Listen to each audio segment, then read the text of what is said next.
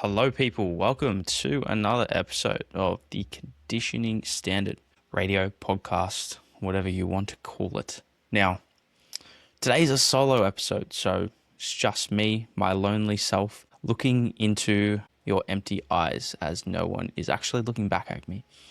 Today, I want to answer the question. So you want to be a bodybuilder, or maybe you want to turn pro. And what do I think you should focus on to start with? And what are the things that are going to give you the most progress? So this is particularly important for people that are maybe within their first 2 to 4 years of training. I know that's a reasonably big window, but it sort of encapsulates the fact that maybe for your first 1 to 2 years, you weren't really consistent. Training quality was pretty low. And it was really only those back 2 years of that first phase that things started to click. And that was very similar with my own progress. The first year was building that consistency, and I did so pretty well. And then it was just that continual pursuit of knowledge, engulfing myself in the space and seeking mentorship to then where I am now, of which I am still doing very similar things. Mr. Brandon Kempter always says, and I love this as well, you are forever a student of the game. We're always looking to sharpen our sword. The sharper our sword is, the more effective we're going to be at executing, right? Whilst we're not actually executing anyone physically and killing them, we're definitely executing on multiple different fronts across our everyday. Now, there's a couple of anecdotes or quotes that I think will set the tone for this episode. The first one is that at the highest level, we need to ensure that we're picking up $100 bills and then looking to capitalize on pennies. And in no way are we missing those $100 bills for the sake of picking up pennies. What that means is that we're moving the big rocks, right? We're ticking the most important things off day to day. And then at the elite level, once we've achieved those things, we're then looking to then find the 1%ers. Because if we can just stack numerous 1%ers on top of each other, that will result in much, much more progress, especially when the rate of progression is a lot lower as you advance through your career. And this is particularly common with the influence of social media, making these pennies or 1%ers far more pronounced. It's just more in your face all the time. And it can sometimes distract yourself or even myself from time to time from what really matters. Sleep is a great example. Ensuring you have an adequate window to sleep, ensuring that you're having a wind down phase before you get to bed. It might be 30 to 60 minutes where the lights start to get dimmer. You start to slow down in terms of what you're doing. You're not doing anything that's remotely stressful or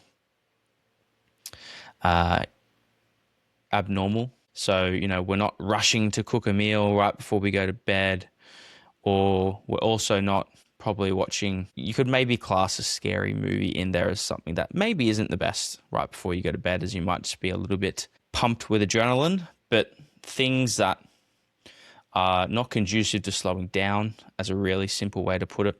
I personally will pretty much not go on my phone for about 60 minutes before I go to bed. Sometimes it's even a bit more, just depends on what day it is and if I have any messages to respond to.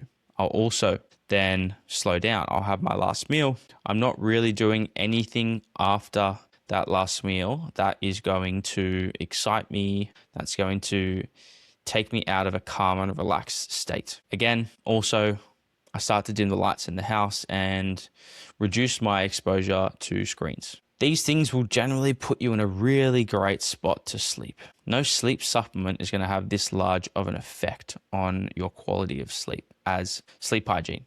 Also things like making sure you got a dark room, it's cool, and your room is set up for sleep. It's not conducive if there's flashing lights coming in through your window or it's really, really loud outside. You just haven't quite accustomed yourself to those noises, and it's abnormal. If you tick those things off, that in 99% of cases is going to improve your sleep. But if you focus on the pennies, maybe let's say certain sleep supplements, if you focus on those things, we're going to be missing the mark in terms of what's actually going to move the needle the most. And again, like I said, it's quite common for social media to bring these things up and ignore the basic fundamentals. Now, another thing that I think is super important is following people in the game, right? This phase, if you're really wanting to be the best that you can and progress as fast as you can, is really important to soak up as much good information as possible. And that might be seemingly difficult from the outside. However, generally straying away from things like TikTok for your information is probably going to be a good way to start. I would highly recommend trying to get into more long form content. There's a lot of old YouTube podcasts out there. Steve from Revive Stronger has some fantastic old roundtables from 4 to 8 years ago that still to this day have a lot of valuable information.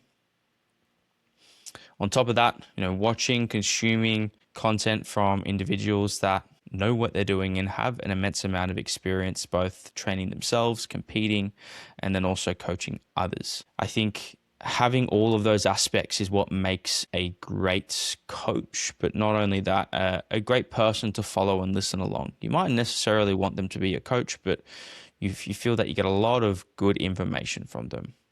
And most importantly is, think for yourself. Just because one person says something doesn't mean you have to do it. Give it a go, trial it, see how you feel. Or maybe you think about what they're putting forth and it just doesn't make sense to you. And that's completely fine. But don't fall into the trap of just trying and implementing things that Bob and Joe down the road say every single time, right? Because, bodybuilding is also a game of consistency. However, that doesn't mean we're dogmatic and we just don't implement anything that is put forth to us. I think it's also crucial to seek mentorship.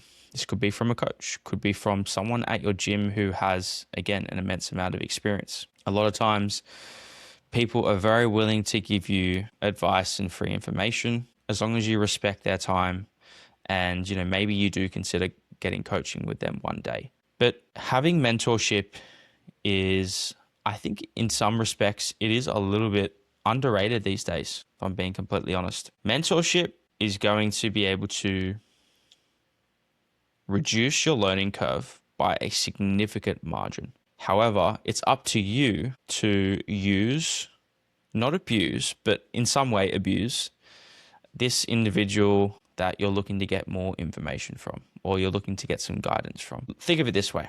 You're 2 years into your training, you have a good understanding of fundamentals with regards to nutrition and training and the general bodybuilding landscape, natural bodybuilding. And you're now looking to up your game. Why would you waste your time learning and trying and making mistakes and then, learning again, making positive improvements from those mistakes? Why would you waste, say, 5 years when you can spend 1 year learning from someone to achieve the exact same result? I think it is severely underrated, that ability to jump that that learning curve, and accelerate your progress and your education and learning trajectory. Especially for males, I think there's a certain level of ego for a lot of people. And with that comes the inability to let go and let someone else take control. And I get it. But a lot of times, I think people will be able to relate is that they're overthinkers. And a lot of people in this bodybuilding space are like that because they're perfectionists and they want to do everything right. And in a lot of cases, you need someone to make the objective decision for you or the more objective decision for you. This could be with training, could be with nutrition. Maybe you're in a dieting phase or in a contest prep. And if you're doing it all by yourself, for a lot of times you can still make great progress. But sometimes when you lean into that person with more experience, maybe your coach, they're going to be able to guide you to what they know is best from their experience, education, and overall understanding of the game. I definitely feel it's helped me immensely as some of my notions are challenged and I'm able to ask questions. I've had many great mentors. Some have taught me, or I've learnt lessons from all of them. And, while some experiences were better than others, I'm not going to sit back here and say that person wasn't a good influence on me, or I didn't learn anything from them, or they didn't leave a positive mark, because they all did in their own ways. And I don't think it's a good idea to sit back and, sit in your shit because you couldn't read the coach as well as you could now, or because you didn't speak up for yourself. As I've said a lot of times on my Instagram with posts, bit of a voice crack there, is that coaching is a joint venture. At the end of the day, I think what the coach says goes, but the athlete should put forth their opinion, and the athlete should then hear the feedback of the coach. Depending on what it is, maybe the coach gives a choice of two different options. Or maybe the coach says, no, I appreciate what you're saying. This is why we're going to do this. We're going to implement this from this day. And that's the decision. And the athlete needs to be able to sit back and then accept and appreciate that perspective. Because if you're then second guessing the implementation of that protocol, well, we've then lost that coach and client relationship and that respect, that mutual respect between the two individuals. And that is quintessential to a successful relationship. And, I'm just looking down at my notes here and I said, seek knowledge. TikTok is, less than educated individuals in the game. And look, I can name off a few, because I'm not going to sit here and say you should only listen to what I'm saying, because that's not the case. And that's not how I learn. I think some really knowledgeable individuals, if we just talk about Australia that I know, I will say that I am always limited, just like anyone is, to their circle and, those mutual friends. So one of my big mentors, Brendan Kempter, has had a stellar personal career and then also has put forth many fantastic physiques on stage. I also think that Rachel, for the females, Rachel Kempter is a fantastic role model. We've got Beck Hutley. She's doing amazing things. She is a bikini competitor in the WNBF. We have some really great competitors, but I'm not just going to look at the competitive pursuits. I'm also going to consider, what have they done and what sort of information do they put forth in the industry. I think Pete from Rip On Fitness does a great job with his posing with those clients. Then we have Bodybuilding Down Under boys. They do an awesome job with respects to the podcast they put out and the information that comes along with that, and the positivity they bring towards the community. It's both simple, it's applicable, it's digestible as well. And I think a lot of people should, if you're in those beginning phases, listen to that podcast too.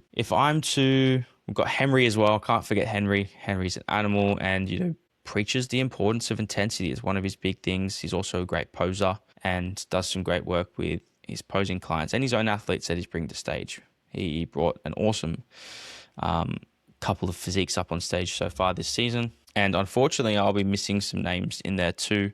But a lot of people are interconnected. Henry's interconnected with Brandon. I'm interconnected with Brandon. And we sort of all learn and pass on the passion, the love, the knowledge, and the experience. If I'm to go a bit more internationally, I think the UK in general do a fantastic job with pushing out content.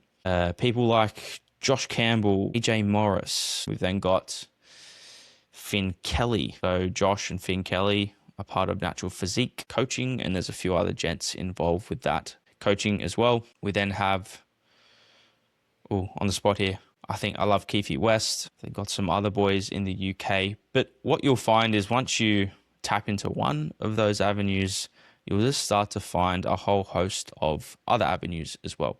Like AJ Morris has his platform, Natural Bodybuilding Worldwide, which is great. There's some educational resources on there, a like-minded community, and he has a awesome team of natural bodybuilding pros and athletes that put out content on that platform as well. And there's also, I'm not going to talk down on enhanced athletes as well and coaches. A lot of the good ones have an immense amount of experience and knowledge that is still very applicable to natural bodybuilding. It's just without the extra spice, the extra sauce. I have a few recommendations I always recommend to people. There's some awesome coaches here in Australia and internationally, but they're just some to name. They're just a few to name off. Now, I want to dive into training. And I think that comes before nutrition, because if we're not creating a stimulus in the gym, we're not requiring the body to adapt, and we're not requiring the body to need to have effective fueling. So if you haven't before, or I also forgot to mention the 3DMJ team, they also do a great job.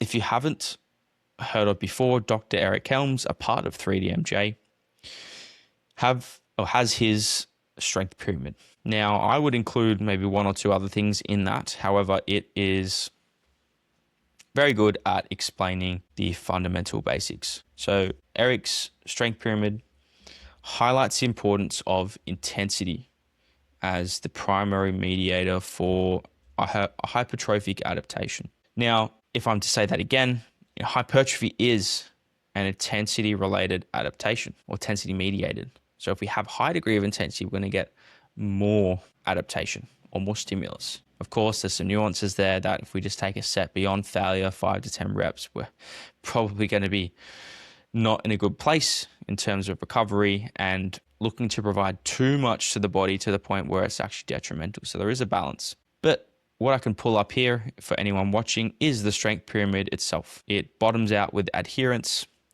Your next tier is then volume, intensity, and frequency, progression, exercise selection, rest periods, and tempo.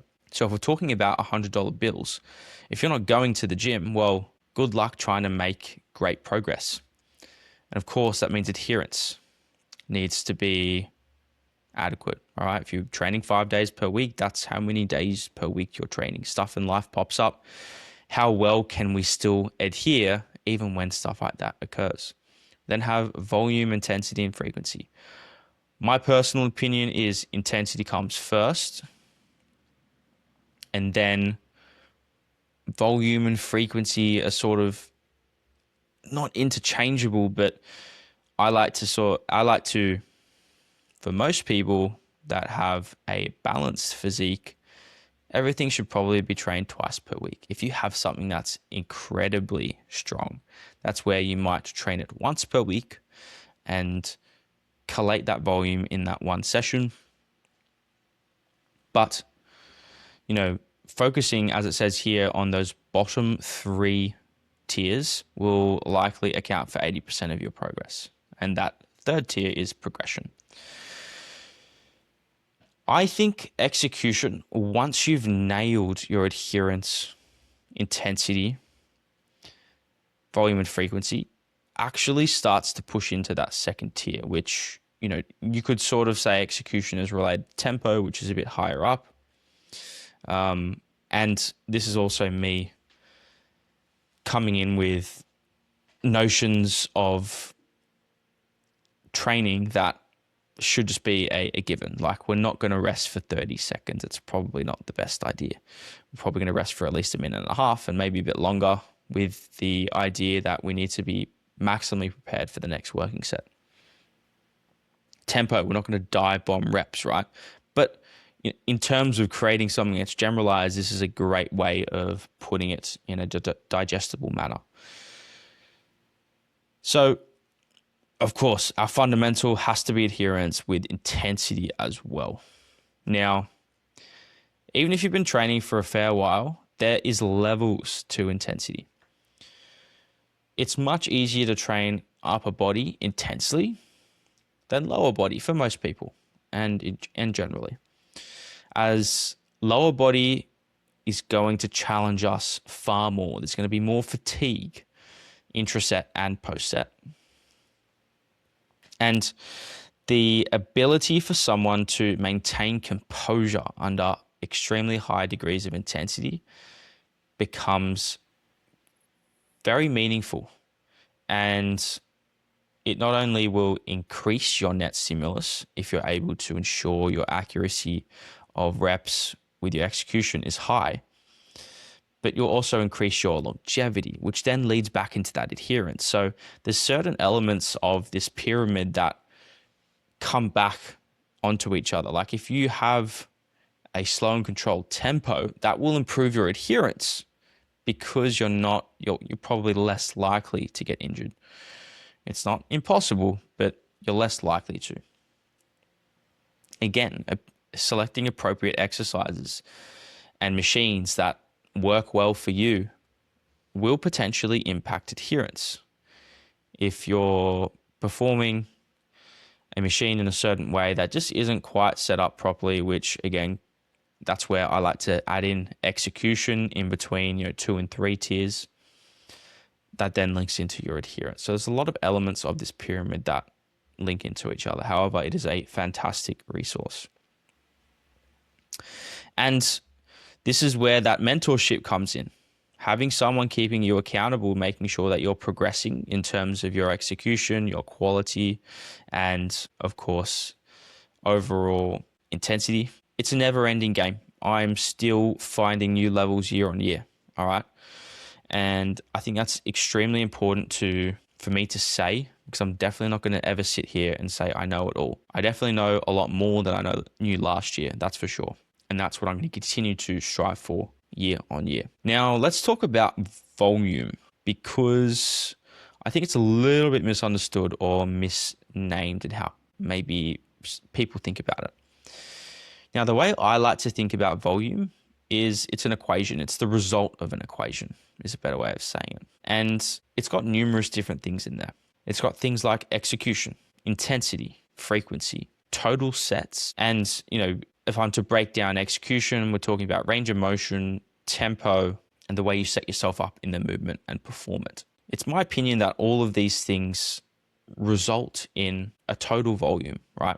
And if you're continuing to get better, we could also include load in there, so total load. If you're continuing to get better at performing movements with high degree of execution and intensity, you're compounding more and more volume. If you increase a set, you're going to impact your total volume. If you increase the frequency in which you train a muscle, that's going to impact your total volume as well for that given muscle and as a whole. Maybe something more specific or isolated is if you move a specific movement to the front of a session, that movement is probably going to get a little bit more volume. Not as much as adding a whole set or actually training to 0 to 1 reps in reserve or very close to, but it's going to have an impact. And even exercise selection. If you then find a movement that you're able to execute really well and the exercise itself has been a major role in facilitating that for you, well, that's going to be more volume. So really what I'm trying to say is volume is not just total sets. It's a combination of different things. If someone's to train a bench press with half of their range of motion, well, that's going to be less volume than training it with their full range of motion. So hopefully that gives you guys, the people, some information around training. And let's put a little bit of a case study together. So let's give an example, as I think that's quite important. So let's say I'm going to piece together a few of my athletes and create a monster athlete with numerous different points from certain people that I coach. So let's say we have an athlete that needs to improve their side delts and needs to improve their quads. And everything else is very even. We can look at the literature and say, okay, somewhere between 6 to 12 sets per week, twice per week at a minimum, I think, for most muscle groups, as a way to just continue that stimulation, adaptation, fluctuation, because we're going to have a stimulus after we train, and then that stimulus will eventually die down, and then there will be continued catabolism. So we have this fluctuating anabolism and catabolism. We need to ensure that we're keeping up enough signaling to supersede any catabolism that's going on with anabolism, which is just the generation of new cell and tissue in a really simple way. So twice per week, we're training pretty much everything twice per week. A really great way of doing this is you could do a push-pull legs, upper lower. You could do an upper lower rest, upper lower upper, or you might even do an upper lower rest, upper lower and accessory day with more arm movement and calf, abs, and maybe there's one or two more bigger compound movements in there, less isolated in nature. Or maybe that last day is a slight sort of combination of full body Or maybe you start with lower. Maybe it goes lower, upper, lower, upper, lower. So only upper body twice per week, lower body 3 times. And that might make sense for this individual that needs to train their quads, or needs to improve their quads, sorry. And you first might start with, okay, well, let's train quads 3 times per week. A lot of this is with the preconceived notion that the strength pyramid is being achieved in terms of adherence, volume, intensity, frequency, progression, etc. So keep that in mind as we tick these things off. So if all those things are in check, all right, let's map out a bit of a plan here. I'm going to have the individual train side delts 3 times per week to start with, and quads 3 times per week to start with. It's going to be a lower, upper, rest, lower, upper, and then a full body and then rest. I could also do a push-pull leg, upper, lower split with legs on that first push or pull day if I reorientate it.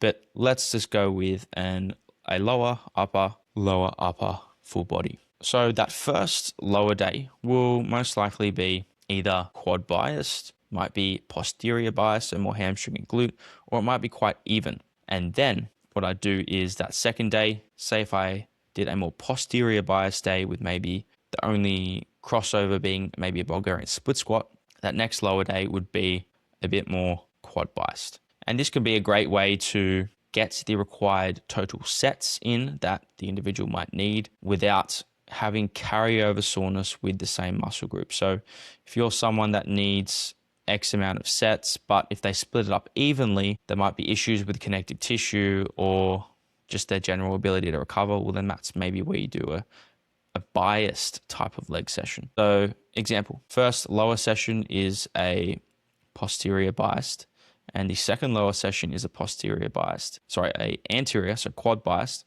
And then that full body session is going to have some quads sprinkled in there too. The first upper session is going to be very even. So it's going to be just even push and pull distribution.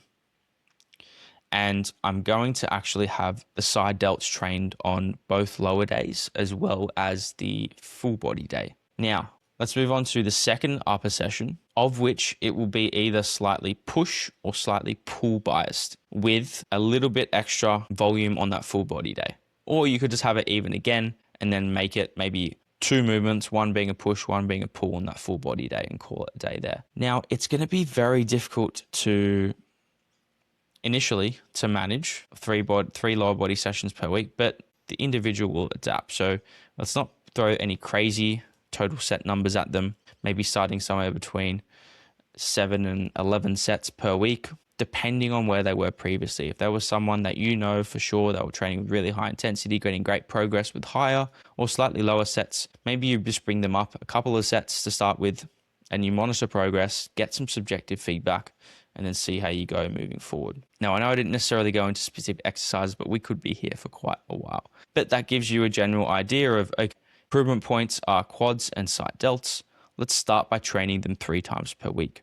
And it's also, this is why a mentor is super valuable, or following people in the game to create an eye for yourself. Assessing the physique and making sure that your quads are actually weak, or it's not just the fact that you think you need massive quads but they're already huge. Or same with arms. I think a lot of guys want to have really big arms, but if they're disproportionate to the rest of the physique, then you're just going to have to taper down the total work that they're doing, look to maintain or slowly improve, to then allow other areas to receive a little bit more effort and attention. Now let's talk about nutrition. I love nutrition. There's so many elements to this that it, could have its own podcast, just like training. However, we've got this stimulus now and we need to focus on some fundamentals with respects to how we can best fuel ourselves. And funnily enough, Dr. Eric has his nutritional pyramid as well, which is, again, super insightful. Now, with this, total calories is going to be at the bottom, or the most important, right? We need to be adequately consuming our energy, if not a slight surplus if we're looking to maximally grow muscle. I think that's definitely something I have an opinion around.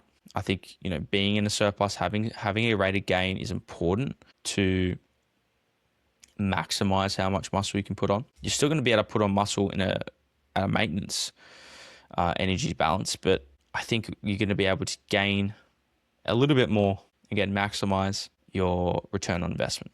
Then we can consider macronutrients, then micronutrients, nutrient timing, and supplementation.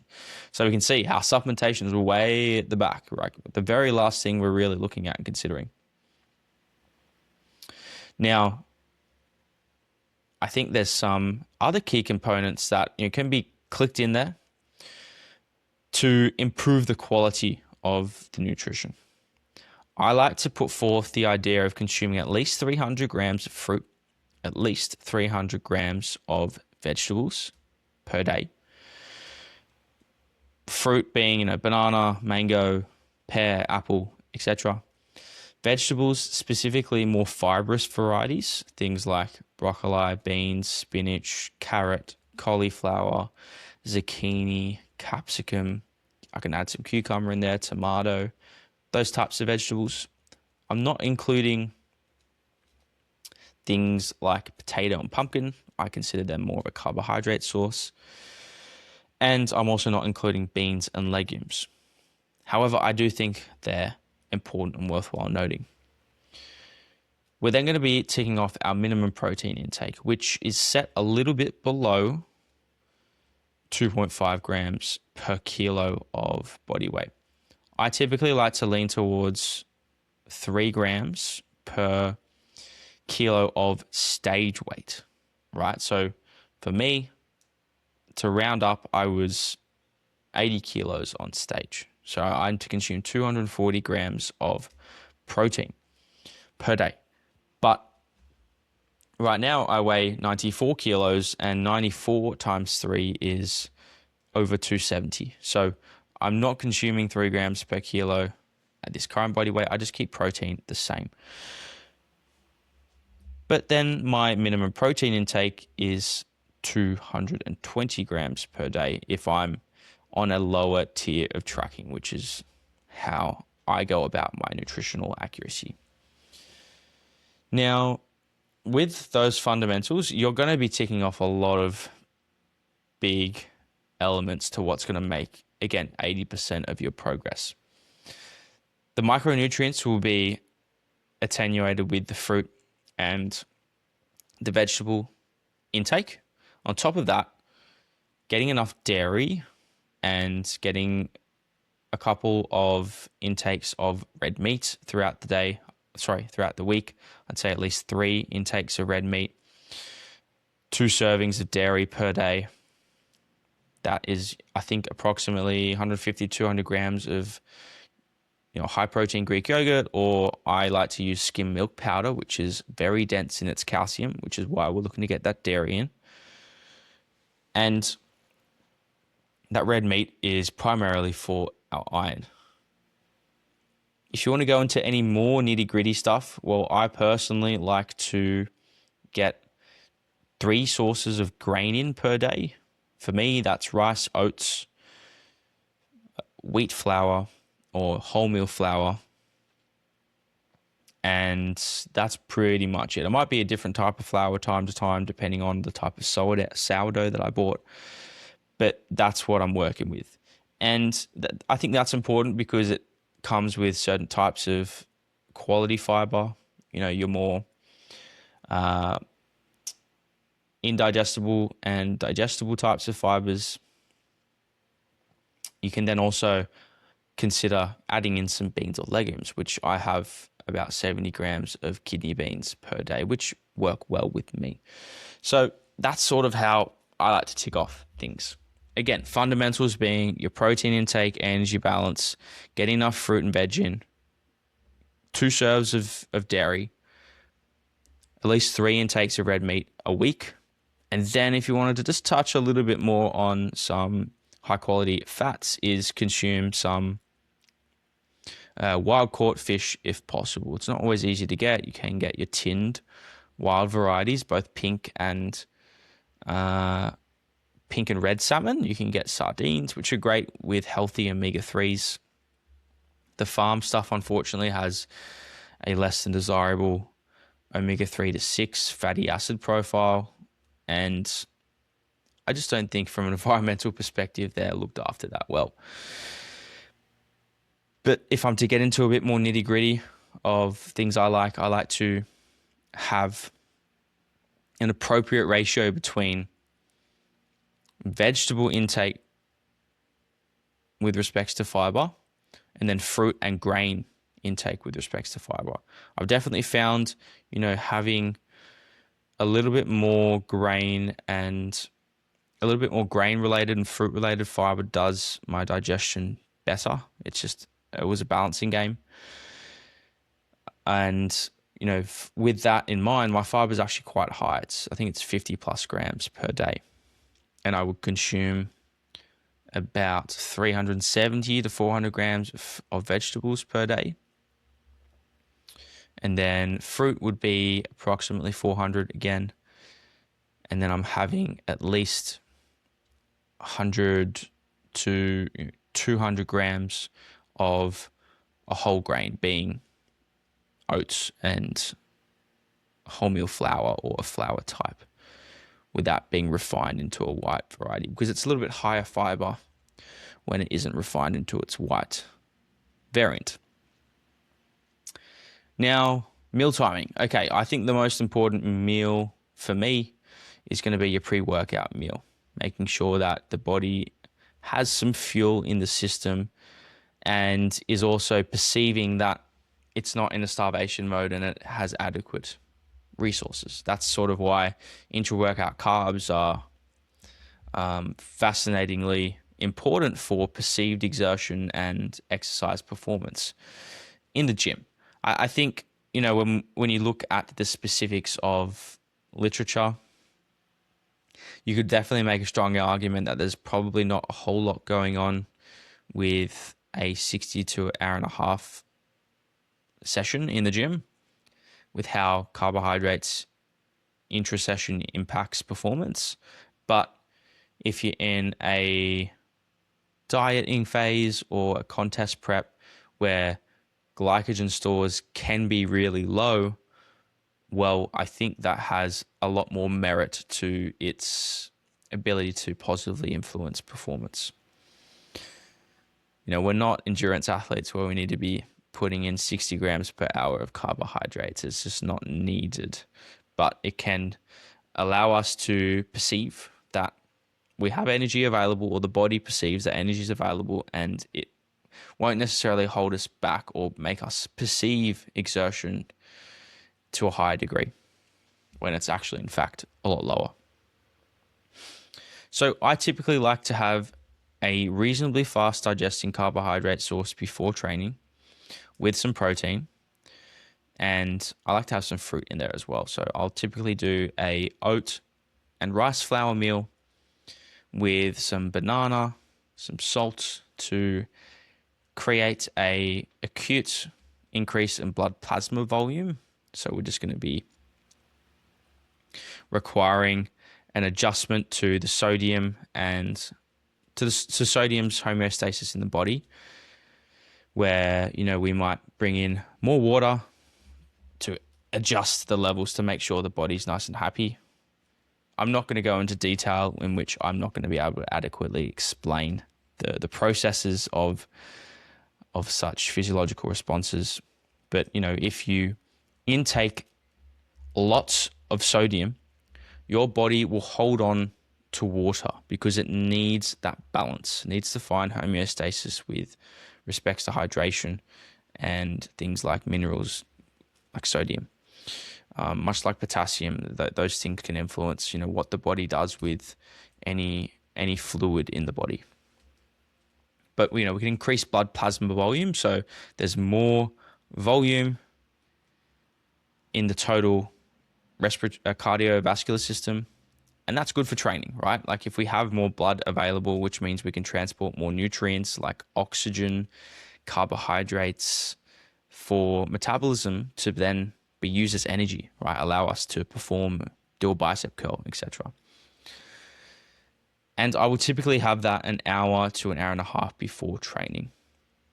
Some people, depending on how much fiber and fat is in that meal or how big that meal is as a whole, will need to consume it closer or a little bit further away. You just need to make sure that it digests, because if you consume it and then 45 minutes later you push down your pre-workout with a liter of water, and then your stomach's feeling full, and then you start drinking down your intra-workout carbohydrates. Well, that stuff just isn't digested, and you're not going to be feeling great to perform maximally. So trial and error with that, but definitely watch out having fiber or fat too high before that workout. So with that pre-workout meal, I think a good rough ball figure for people is 10 grams of fat and fiber in that meal, and anything higher might start to cause issues. Okay, so we've spoken about fundamentals. I spoke about a few 1%ers in terms of nutritional variation or varieties, things like beans, different types of carbohydrate sources. I could then, talk on getting a variety of fruit and veg as well. So making sure you're getting in probably at least 4 different types across a day is going to be great for their different individual properties in terms of micronutrients. Things like citrus fruits that have that bright yellow orange color typically have reasonably high vitamin C. And it's cool how, you get purples that will be a little bit more abundant in this micronutrient, and it goes on with different types of fruit and veg as well.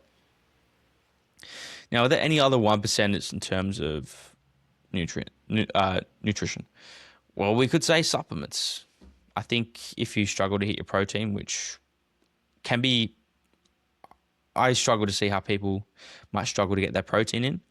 But supplementation, if you're a vegan as well or vegetarian, can be crucial to ensure you're getting a full profile of amino acids and other nutrients that you are otherwise lacking due to your dietary patterns.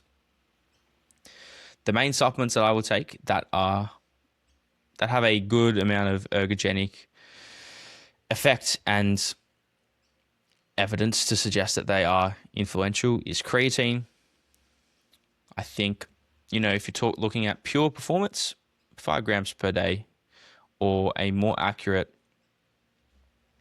intake, there's a per gram per kilo range that is, or number, that is going to be most effective, but it's roughly 5 grams depending on how heavy you are. And you might choose to take a little bit more. We know creatine's pretty safe. Even intakes as high as 30 grams, but whether you're just emptying your pockets for something that's empty in terms of its return on investment is the next question.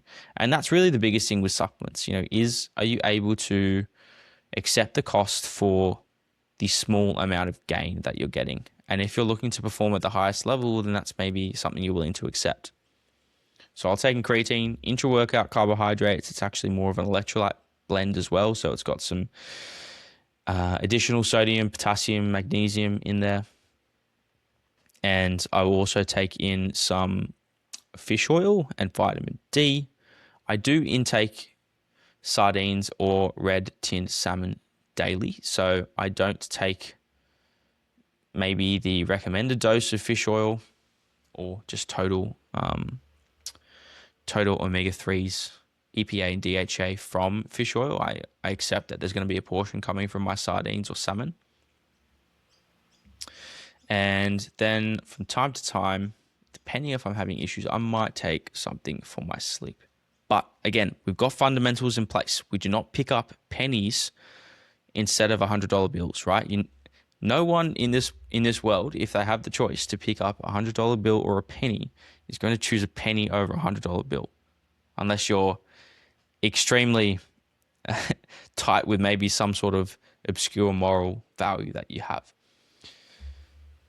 Now, as a whole, that pretty much covers my entire supplementation. I do generally recommend maybe you want to take L-citrulline malate as a precursor for nitric oxide production, which can increase the sensation of a pump, which might have some impact on performance and muscle growth. But that's a true 1%er. I think we're starting to veer away from like 1%ers, but I take a non-stim pre-workout.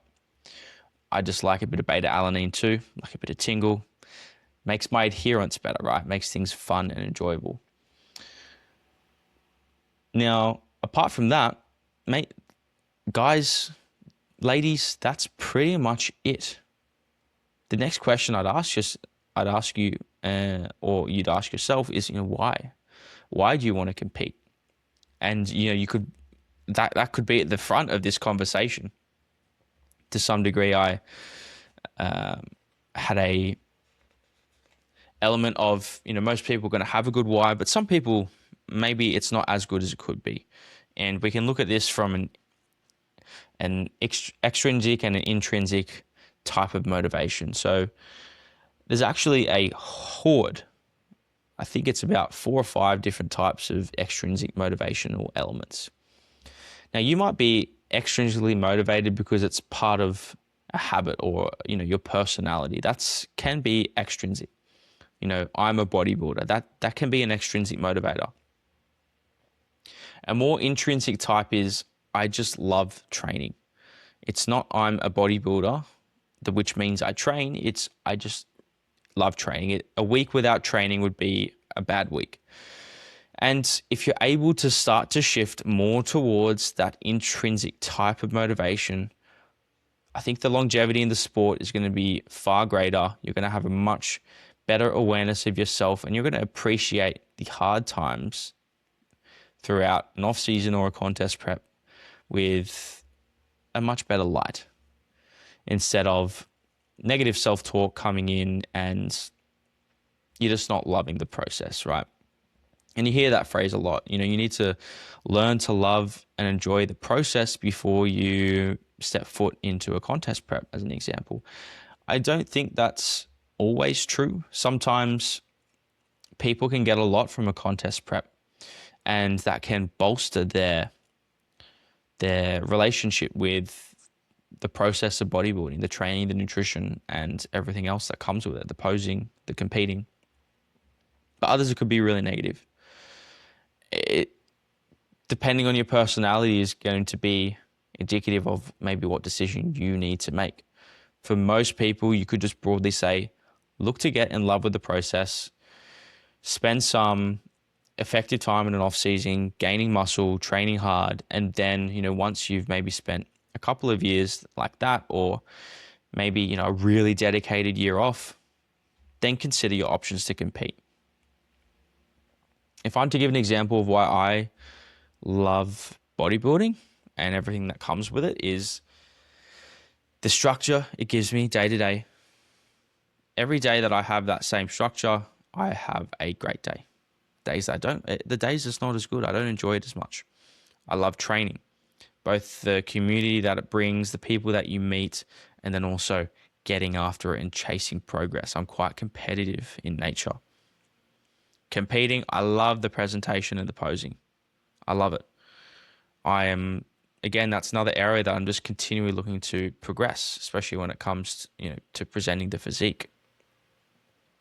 So you can see there how I've got a few different things I can pull on, and that's important when things get hard and tough. And that didn't come overnight. It came through engulfing myself in the industry, watching old school, golden era posing videos, appreciating the art of presentation and everything else in between. So that really sums up everything. I think the biggest components is allow yourself to find that desire, that love for the game, and make sure it's what your love is. It's not something put onto you by social media. You don't have to compete. You can live the lifestyle, and you can compete. You don't have to then be influenced the other way around, right? But make sure you understand who you are, what your goals and aspirations are, and use that to drive your decision making. A mentor is going to be able to curve your learning, and they're going to be able to potentially shift your values to more intrinsic style motivators. In learning to love the process, learning to love the training, the nutrition, and appreciating that there's different ways of going about bodybuilding. And it doesn't have to be everything tracked to the gram every single day of the year. But some people are going to have to go through those phases of learning how to do that before you can then come back the other way around. Hopefully this was insightful. I've ranted for 54 minutes. I didn't think it was going to be that long, in all honesty, but let's see how this episode goes. So thanks, guys, for listening. I will have a guest next week, which will be a great conversation. And then I think, given that the competitive season for season A is starting to taper off, Brandon and I will be able to get onto a weekly podcast and tackle, topics a little bit more aggressively rather than having a personal interview as such. So let me know if you have any feedback. Thank you all for supporting, and I'll talk to you soon.